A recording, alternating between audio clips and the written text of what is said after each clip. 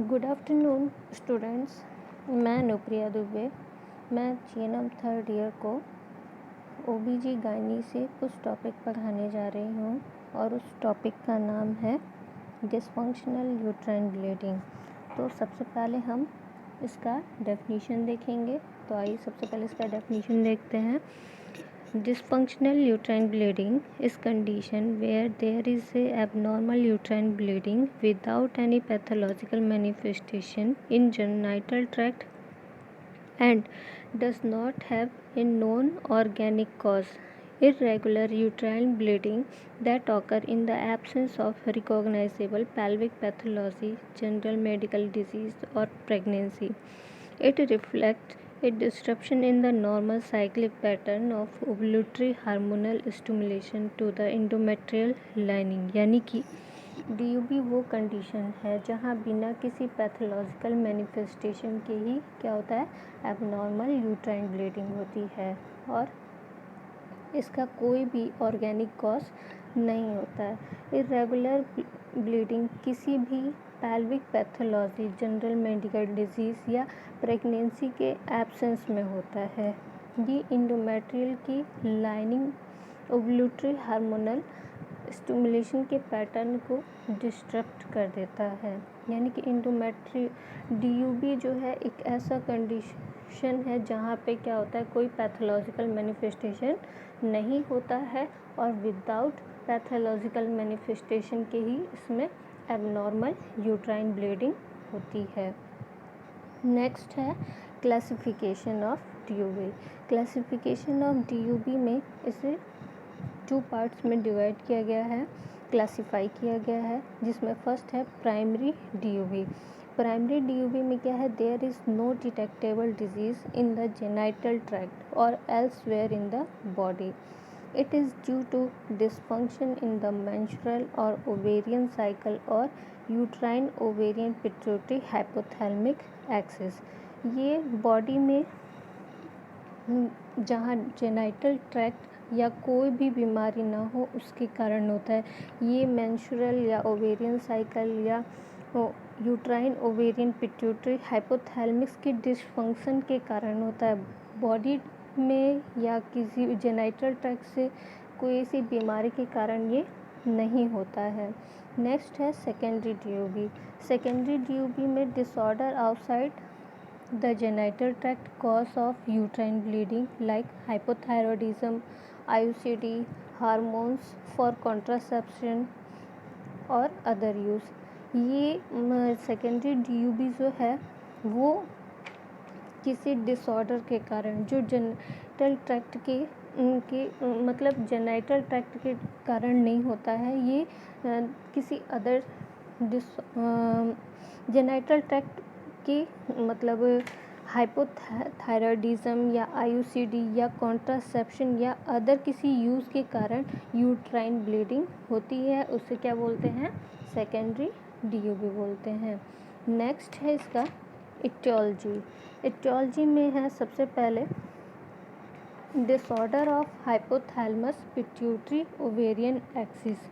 यहाँ हम लोगों ने पहले भी देखा था प्राइमरी DUB का कंडीशन कि उसमें hypothalamus ovarian hypothalamus pituitary ovarian uterine ovarian pituitary hypothalamus axis के डिसफंक्शन के कारण होता है। इसमें जो है immature of feedback regulation in young women, किसी यंग वुमेन का जो इसके रेगुलेशन का जो है फीडबैक क्या होता है वो इमेच्योर होता है, या फिर किसी वुमेन्स के क्लाइमेट्रिक ओवेरियन फंक्शन का फेलियर होने के कारण होता है। अदर फैक्टर है the effect of sex hormone के इफ़ेक्ट के कारण होता है, नर्वस के कारण होता है, सर्कमस्टांसेस के कारण होता है, PCOS यानी कि पॉलीसिस्टिक ओवेरियन सिंड्रोम या TSH का लेवल इंक्रीज़ होने के कारण होता है, या PRL का लेवल इंक्रीज़ होने के कारण होता है, या एक्सेस फिज़िकल एक्सरसाइज करने के कारण भी DUB हो सकता है। नेक्स्ट है क्लिनिकल प्रेजेंटेशन। क्लिनिकल प्रेजेंटेशन में इसके क्या क्या क्लिनिकल सिम्टम्स आते हैं। तो सबसे पहले है ओलिगोमेनोरिया। ओलिगोमेनोरिया क्या है? ओलिगोमेनोरिया एक ऐसा कंडीशन है जिसमें मेंस्ट्रुएशन का ड्यूरेशन कम हो जाता है। ये प्रेगनेंसी के एज में फीमेल्स में होता है। तो ओलिगोमेनोरिया इसमें होने लगता है, यानी कि जो सिम्टम्स आते हैं वो मतलब मेंस्ट्रुएशन का ड्यूरेशन इसमें क्या होगा, कम हो जाएगा। फिर नेक्स्ट है पॉलीमेनोरिया।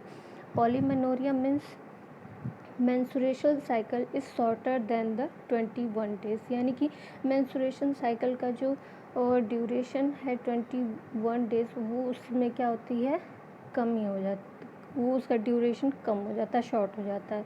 फिर है हाइपरमेनोरिया। हाइपरमेनोरिया मीन्स हैवी और prolonged vaginal bleeding with menstrual cycle, यानी कि मेंस्ट्रुअल साइकिल में बहुत ज़्यादा हैवी और प्रोलॉन्ग्ड ब्लीडिंग, वेजाइनल ब्लीडिंग होगा। नेक्स्ट है hypomenorrhoea means menstrual period that occur less often the average 28 days cycle. उसके बाद नेक्स्ट है irregular intervals and duration. Menstruation का जो यूट्राइन ब्लीडिंग का जो ड्यूरेशन है वो क्या होता है, इर्रेगुलर हो जाता है, इंटरवल्स में आता है, और इसका ड्यूरेशन भी क्या होता है, बढ़ने लगता है। नेक्स्ट है इन्वेस्टिगेशन।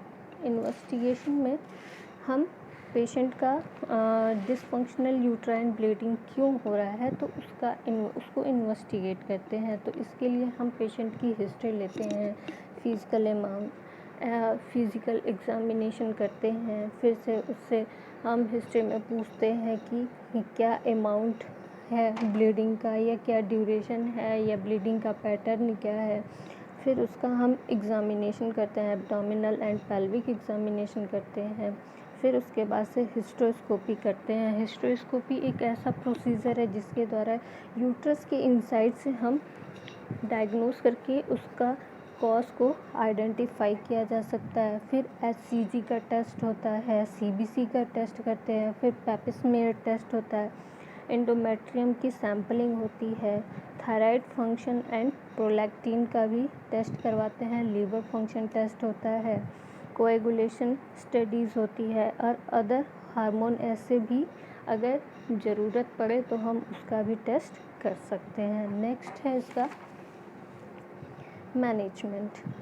मैनेजमेंट में सबसे पहले हम देखेंगे मेडिकल मैनेजमेंट। मेडिकल मैनेजमेंट में है नॉन फार्माकोलॉजिकल मैनेजमेंट। इसमें हम पेशेंट को हॉट एंड कोल्ड एप्लीकेशन देंगे ताकि टेम्परोरी जो उसे पेन हो रहा है उससे उसको रिलीफ मिल सके। फिर पेशेंट को हम बेड रेस्ट के लिए बोलते हैं, प्रॉपर न्यूट्रिशन लेने के लिए बोलते हैं, ओरल आयरन थेरेपी लेने के लिए बोलते हैं। फिर सेकेंडरी डिजीज़ का हम ट्रीटमेंट करते हैं, जैसे कि अगर उसे कोई अदर बीमारी होती है तो उसके अकॉर्डिंग हम क्या करते हैं, उसका ट्रीटमेंट करते हैं, जैसे कि prostaglandin inhibitors, hormone therapy, COS, progesterone, oestrogen, androgen and danazol, बाकी मेडिसिन के द्वारा हम उसका ट्रीटमेंट करते हैं। फिर उसके बाद से नेक्स्ट है सर्जिकल ट्रीटमेंट। सर्जिकल ट्रीटमेंट में उसका हम endometrial ablation, hysteroscopy, hysterectomy, radiotherapy, trans cervical resection, uterine curettage, ये सब हम सर्जिकल मैनेजमेंट में करते हैं। उसके बाद नेक्स्ट आता है नर्सिंग मैनेजमेंट। नर्सिंग मैनेजमेंट में हम पेशेंट को सबसे पहले encourage the patient to complete the medicine to reduce discomfort and pain. सबसे पहले हम पेशेंट को इंकरेज करेंगे कि वो मेडिसिन्स ले ताकि उसे जो डिस्कम्फर्ट या पेन हो रहा है वो रिड्यूस हो सके। फिर उसके बाद से हम explain importance of iron rich foods and supplements. हम पेशेंट को आयरन रिच फूड्स और उसके सप्लीमेंट्स, आयरन सप्लीमेंट्स के बारे में उसके इम्पॉर्टेंस को एक्सप्लेन करेंगे। फिर explain method of quantifying blood loss and reporting to health care provider. उसके बाद से हम पेशेंट का कितना ब्लड लॉस हो रहा है या फिर को क्या प्रॉब्लम हो रही है वो हेल्थ केयर प्रोवाइडर को इन्फॉर्म करने के लिए बताएंगे। फिर assisting and teaching patient pain relieving techniques to promote self sufficiency in manage pain. उसके बाद से हम पेशेंट को असिस्ट करेंगे, उसे बताएंगे, टीच करेंगे कि जब उसे पेन हो रहा है तो खुद वो किस तरह से रिलीव पा सकती है, उसके टेक्निक को हम उसे बताएंगे। फिर पेशेंट को dysfunction of patient for explore self concept issue. उसके बाद से हम पेशेंट को बताएंगे कि जो भी उसे प्रॉब्लम हो रही है, फिर पेशेंट को इंकरेज करेंगे कि वो अपनी फीलिंग्स को शेयर करे। और उसके बाद से जो भी अब मतलब उसका लाइफ स्टाइल है उसे वो इंकरेज करे और आगे उसका ट्रीटमेंट वो सही से